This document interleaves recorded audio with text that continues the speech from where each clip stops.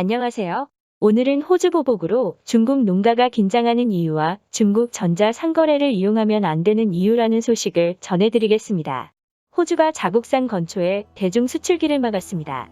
중국이 호주산 와인과 소고기, 보리 등의 관세를 부과하는 등 호주산 농축산물에 대해 경제적 보복을 가하자 호주도 맞대응에 나선 것으로 보입니다.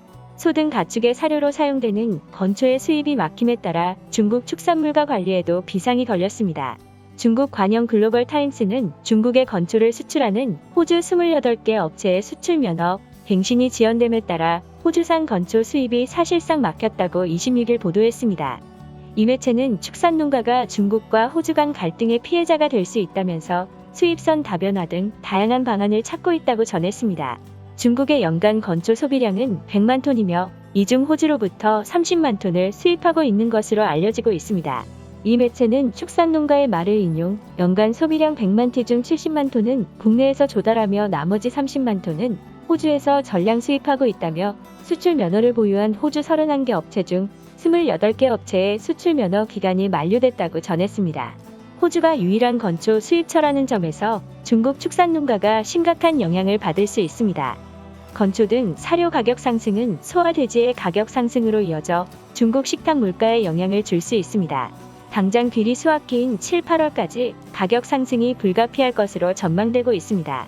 중국 농산물 한 관계자는 올해 중국 간수성과 내몽골 자치구 허베이성의 귀리 재배 면적이 크게 늘었지만 귀리 수확기는 7, 8월이라며 당분간 건초 부족 현상에 따른 가격 상승은 불가피하다라고 우려했습니다. 이 관계자는 급한 대로 스페인에서 건초를 수입키로 하고 현재 절차를 밟고 있다라고 덧붙였습니다. 하지만 중국과 호주와의 갈등이 지속될 경우 중국 축산농가가 받을 피해가 적지 않은 것으로 보입니다. 중국 축산물 업계 한 관계자는 내년까지 호주와 관련된 문제가 완전히 해결돼야 한다면서 장기적으로 호주산 건초가 시장에 없어서는 안 된다고 지적했습니다. 중국과 호주 간의 갈등은 지난해 4월 시작됐습니다. 호주 정부가 코로나19 발원지와 관련해 국제조사를 요구하자 중국이 발끈 호주산 와인과 소고기, 보리, 석탄 등의 관세를 부과했습니다. 중국의 경제 보복 조치로 호주의 주요 수출 산업이 적지 않은 피해를 봤습니다. 호주의 건초 수출 제한은 농촌 경제 활성화에 총력을 쏟고 있는 중국 정부에 적지 않은 부담으로 작용할 것으로 보입니다. 중국이 빅테크들이 갖고 있는 소비자 정보를 관리하는 합작 기업을 설립하는 방안을 검토하고 있습니다. 중국 정부는 지난해 11월 알리바바, 텐센트 등 플랫폼 기업에 반독점 규제 지침을 내놓는 등 빅테크에 대한 통제를 지속적으로 강화하고 있습니다. 정보관리 합작사 설립은 중앙은행인 인민은행이 주도하고 있습니다. 이 합작사에는 거대 전자상거래 기업들과 금융결제 기업들이 주주로 참여하며 이들이 수억 명의 소비자들로부터 수집한 데이터를 관리 감독하게 됩니다. 합작 기업의 경영진은 중국 당국의 승인을 받은 사람이 맡을 전망입니다.